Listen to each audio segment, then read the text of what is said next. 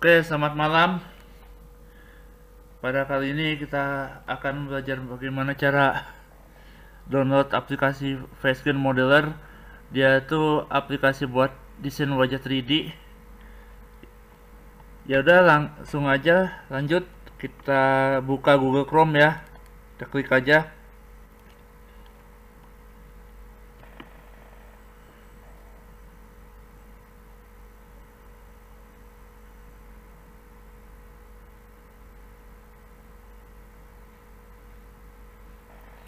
Nah, ini udah nih. Kalau udah kita ketik di sini.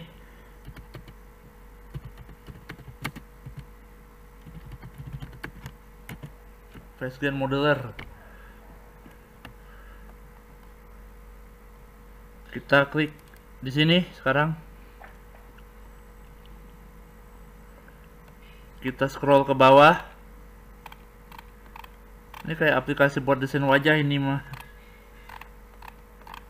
Wajahnya wajah 3D. Nah, kita klik try demo. Kita download yang 32 bit Windows ya.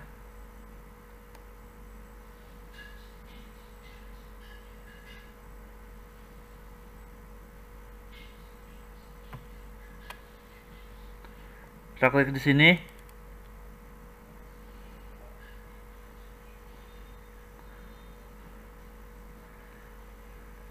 Nah, kita lihat yang sebelah kiri bawah nih, ini lagi jalan nih downloadnya nih.